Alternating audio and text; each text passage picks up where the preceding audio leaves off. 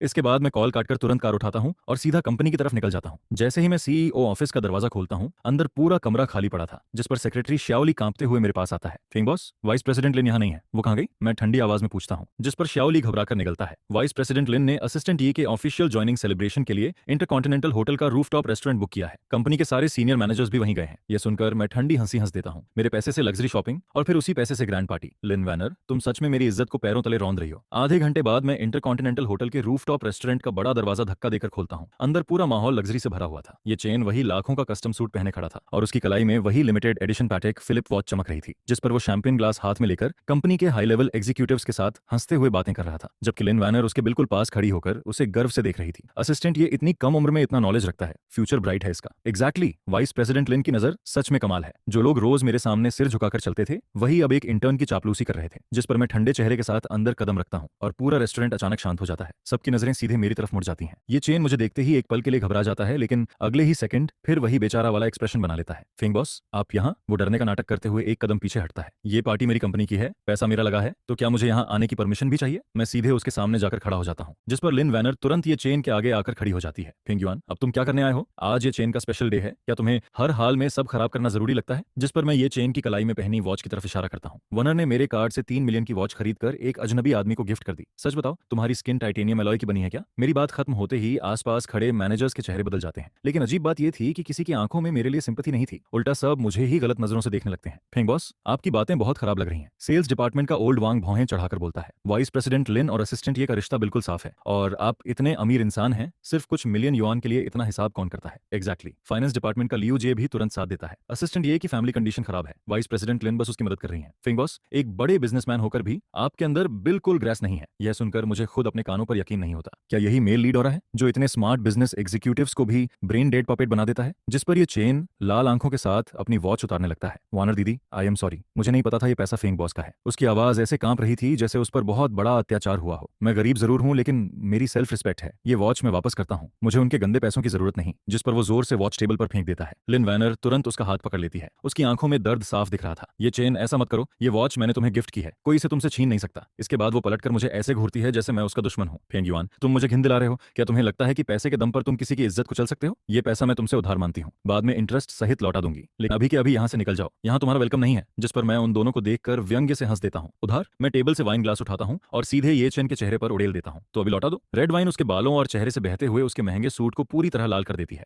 पूरा रेस्टोरेंट एकदम खामोश हो जाता है। सब लोग मुझे ऐसे देखने लगते हैं जैसे मैंने कोई बड़ा क्राइम कर दिया हो। फेंग युआन, तुम पागल हो गए हो? लिन वैनर चीख पड़ती है और फिर घबराकर टिश्यू से ये चेन का चेहरा साफ करने लगती है, जिस पर यह चेन आंखें बंद करके कांपने लगता है, जैसे वो बहुत बड़ी बेइज्जती सह रहा हो। वैनर दीदी, रहने दीजिए। वो धीरे से आंखें खोलता है। उसकी आंखों में जिद और अपमान भरा हुआ था। फिंग बॉस सही कह रहे हैं, मैं आपको कहते हैं, मैं इस तरह के कपड़े पहनने लायक नहीं हूं। मैंने उनके पैसों को गंदा कर दिया। उसकी ये विक्टिम एक्टिंग सुनते ही आसपास के लोगों का गुस्सा और बढ़ जाता है।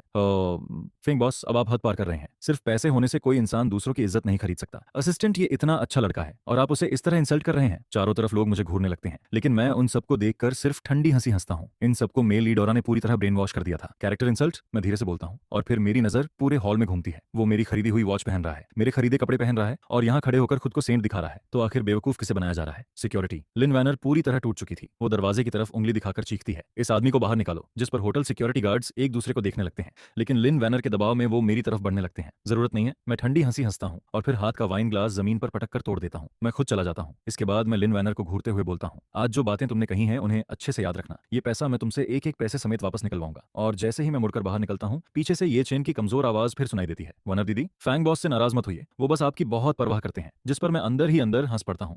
ये ग्रीन टी एक्टर सच में अपने काम के प्रति पूरी ईमानदारी रखता था। अगले दिन ग्रुप हेडक्वार्टर्स के टॉप फ्लोर मीटिंग रूम में मैं मेन सीट पर बैठा हुआ हाथ में पकड़ी फाइल पढ़ रहा था, और जितना पढ़ता जा रहा था मेरी भौहें उतनी ही ज्यादा सिकुड़ती जा रही थी। ये शंघाई न्यू एनर्जी प्रोजेक्ट था, जो ग्रुप के इस साल के दूसरे हाफ का सबसे इंपॉर्टेंट प्रोजेक्ट माना जाता था। इस प्रोजेक्ट में एडीएच में 1 बिलियन से भी ज्यादा इन्वेस्टमेंट होने वाला था, और इसे तैयार करने में मैंने पूरा 1 साल लगा दिया था। लेकिन इस वक्त जो प्रपोजल मेरे हाथ में था, उसे इतना बदल दिया गया था कि मैं उसे पहचान तक नहीं पा रहा था। पहले वाली सारी डिटेल्ड मार्केट रिसर्च और रिस्क एनालिसिस को पूरी तरह हटाया जा चुका था। उनकी जगह बस बड़े बड़े खोखले शब्द लिखे थे। एनवायरमेंट प्रोटेक्शन, सोशल रिस्पॉन्सिबिलिटी और बेकार के आइडियल ड्रीम्स जैसी बातें पूरे प्रपोजल में भरी हुई थी। लेकिन सबसे ज्यादा मजाक वाली बात यह थी कि प्रोजेक्ट लीडर के नाम की जगह अब मेरा नाम हटाकर ये चेन का नाम डाल दिया गया था। कोई मुझे समझाएगा कि ये आखिर है क्या? मैं जोर से प्रोजेक्ट फाइल टेबल पर पटक देता हूँ। पूरा मीटिंग रूम एकदम शांत हो जाता है, जिस पर लिन वैनर, जो मेरे दाईं तरफ बैठी थी, आराम से कॉफी की एक सिप लेती है। फेंग युआन, इतना एग्रेसिव होने की जरूरत नहीं है, वो शांत आवाज में बोलती है। है। ये प्लान ये चेन ने पूरी रात जागकर तैयार किया है। उसके हिसाब से तुम्हारा पुराना प्लान सिर्फ कमर्शियल प्रॉफिट पर फोकस करता था, उसमें सोशल रिस्पॉन्सिबिलिटी की कमी थी। बिजनेस सिर्फ पैसे कमाने के लिए नहीं होता, उसमें आइडियल भी होने चाहिए। ये सुनकर मैं गुस्से में हंस पड़ता हूँ। आइडियल? मैं ठंडी नजरों से उसे देखता हूँ। 1 बिलियन की असली रकम जलाकर तुम्हारे ये सपने पूरे होंगे क्या? जिस पर मैं टेबल के आखिर में बैठे ये चेन की तरफ उंगली उठाता हूँ। जिस इंसान को फाइनेंशियल रिपोर्ट तक पढ़नी नहीं आती उसे पता भी है 1 बिलियन का मतलब क्या होता है। अभी के अभी ये प्रपोजल वापस ओरिजिनल फॉर्म में जाएगा और प्रोजेक्ट लीडर मैं ही रहूंगा। मैं एग्री नहीं करती। जिस पर लिन वैनर बिना डरे मेरी आंखों में आंखें डालकर बोलती है, मैंने पहले ही शेयर होल्डर्स से बात कर ली है। सबको लगता है कि ये चेन का प्लान ज्यादा इनोवेटिव है, ये फ्यूचर ट्रेंड के साथ मैच करता है। ये सुनकर मैं बाकी शेयर होल्डर्स की तरफ देखता हूँ। वो सभी लोग जो पहले बेहद स्मार्ट और शार्प हुआ करते थे अब ऐसे बैठे थे जैसे किसी ने उनका दिमाग कंट्रोल कर लिया हो। डायरेक्टर वांग, आपको भी ये कूड़े का ढेर इनोवेटिव लग रहा है? मैं ठंडी आवाज में पूछता हूँ। जिस पर डायरेक्टर वांग हल्का सा खांसता है और मेरी नजरों से बचने लगता है। फिंग बॉस, यंग जनरेशन की थिंकिंग बहुत फ्लेक्सिबल होती है। वो जबरदस्ती मुस्कुराते हुए बोलता है, असिस्टेंट ये का डेटा थोड़ा वीक जरूर है लेकिन ओवरऑल विजन बहुत ग्रेट है। एग्जैक्टली, बिल्कुल सही। डायरेक्टर ली भी तुरंत सिर हिलाता है। हमें यंग टैलेंट को मौका देना चाहिए और वैसे भी असिस्टेंट ये का फेस रीडिंग देखकर लगता है कि वो फ्यूचर में बहुत बड़ा आदमी बनेगा। यह सुनकर मैं कुछ सेकंड के लिए बिल्कुल चुप हो जाता हूँ। Face reading? मैं धीरे से हंसता हूँ। तुम लोग 1 बिलियन इन्वेस्ट करने जा रहे हो और डिसीजन फेस देखकर ले रहे हो? जिस पर मेरे अंदर एक अजीब सी बेबसी भर जाती है। प्लॉट करेक्शन की इस जबरदस्ती में अब लॉजिक और कॉमन सेंस दोनों खत्म हो चुके थे। अगर मैं इस डिसीजन को रिजेक्ट कर दूं तो मैं ठंडी नजरों से लिन वानर को देखता हूँ। जिस पर लिन वानर अचानक खड़ी हो जाती है। वो दोनों हाथ टेबल पर टिकाकर मुझे ऊपर से देखती है। फैंग युएन, हाल फिलहाल तुम्हारी मेंटल स्टेट बहुत अनस्टेबल हो चुकी है। उसकी आवाज अहंकार से भरी थी। इससे कंपनी की नॉर्मल ऑपरेशंस पर असर पड़ रहा है। इसलिए मैं सजेस्ट करती हूँ कि फेंग युआन को 1 महीने के लिए सीईओ पोजीशन से सस्पेंड कर दिया जाए ताकि वो घर पर आराम कर सके और शंघाई प्रोजेक्ट अब मैं और ये चेन संभालेंगे। एग्री? मैं सपोर्ट करता हूँ। जिस पर सारे शेयर होल्डर्स एक एक करके हाथ उठाने लगते हैं। मैं उन उठे हुए हाथों को देखता हूँ और फिर अचानक हंस पड़ता हूँ। ठीक है, मैं धीरे से सिर हिलाता हूँ। अगर खेलना ही है तो फिर बड़ा खेल खेलते हैं। इसके बाद मैं खड़ा होकर अपना सूट ठीक करता हूँ। बस उम्मीद करता हूँ कि 1 महीने बाद तुम लोग अभी की तरह हंस पाओगे। और फिर मैं मीटिंग रूम छोड़कर बाहर निकल जाता हूँ। जिस पर पीछे से ये चेन की भावुक आवाज सुनाई देती है, सभी शेयर होल्डर्स का धन्यवाद। मैं शंघाई प्रोजेक्ट को जरूर सक्सेस तक लेकर जाऊंगा। काम से सस्पेंड होने के तीसरे दिन मैं अपने विला के सोफा पर बैठा बाहर हो रही तेज बारिश को देख रहा था।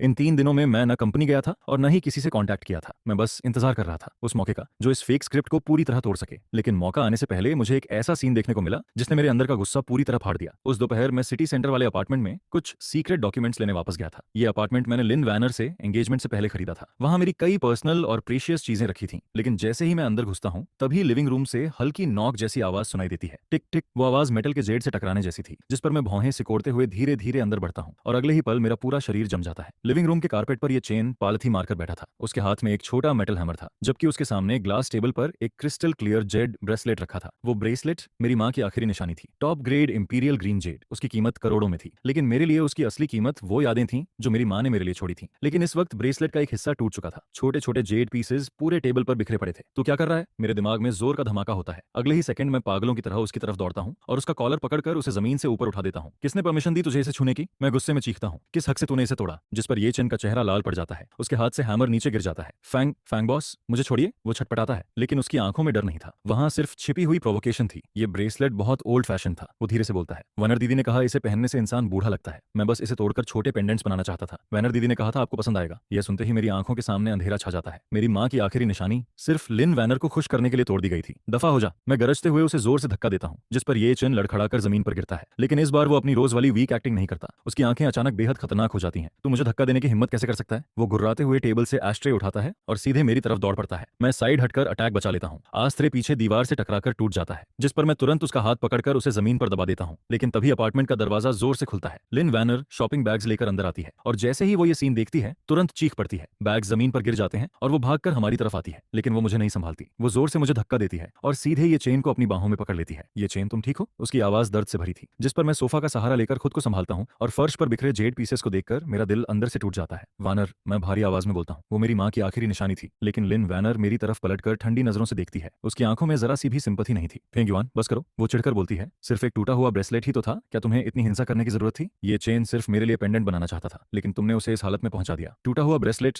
मैं उसके चेहरे को देखता हूं और पहली बार मुझे उससे घिन महसूस होती है। लिन वैनर, मैं धीरे धीरे सोफा पकड़कर खड़ा होता हूं। तुमने मेरे पैसे लिए, मेरा प्रोजेक्ट छीना और अब मेरी मां की आखिरी निशानी भी बर्बाद कर दी। क्या तुम्हें सच में लगता है कि मैं तुम लोगों से निपट नहीं सकता हूं? जिस पर दिए थान लामुन्नी के पीछे खड़े होकर ठंडी हंसी हंसता है। मैनेजर फॉर, अब तुम्हें ऑलरेडी सस्पेंशन मिल चुका है, फिर भी तुम्हारे अंदर यहाँ चिल्लाने की हिम्मत कैसे है? जिस पर वह आगे कहता है, सिस्टर वेन्नी चलो यहाँ से चलते हैं। इस पागल इंसान पर ध्यान देने की कोई जरूरत नहीं है। जिस पर लम उयन्नी मुझे घृणा भरी नजरों से देखती है। फुंगविन, तुमने मुझे बहुत ज्यादा डिसअपॉइंट किया है। आज से हमारी एंगेजमेंट खत्म होती है। इस अपार्टमेंट का पासवर्ड भी मैं बदल दूंगी। आगे से यहाँ आने की कोशिश मत करना। यह कहकर वह बिना पीछे मुड़े वहां से चली जाती है। जिसके तुरंत बाद दरवाजा जोर से बंद होता है। कमरे के अंदर अब सिर्फ मैं और फर्श पर बिखरे हुए टूटे जेड के टुकड़े बचे रहते हैं। जिस जिस पर मैं धीरे से घुटनों के बल बैठता हूँ और उन जेड के टुकड़ों को एक एक करके उठाने लगता हूँ। मेरी हथेली उन नुकीले टुकड़ों से कटने लगती है, लेकिन मुझे दर्द तक फील नहीं होता, क्योंकि दिल के अंदर का दर्द इन सब से कहीं ज्यादा गहरा होता है। इसके बाद मैं फ्लोर टू सीलिंग विंडो के पास जाकर नीचे देखता हूँ, जहाँ ला मुयन्नी दिए थान के लिए अम्ब्रेला पकड़े हुए उसके साथ बारिश में चलते हुए दिखाई देती है। दोनों एक दूसरे को पकड़कर आगे बढ़ते रहते हैं, जिस पर मैं अपना फोन निकालता हूँ और कॉन्टैक्ट लिस्ट के सबसे नीचे छुपे हुए एक नंबर पर कॉल लगाता हूँ। 3 रिंग के बाद सामने से कॉल उठाया जाता है। तभी दूसरी तरफ से एक भारी और अथॉरिटी भरी आवाज सुनाई देती है, अंकल वोंग। जिस पर मैं ग्लास में दिखाई दे रहे अपने थके हुए रिफ्लेक्शन को देखता हूँ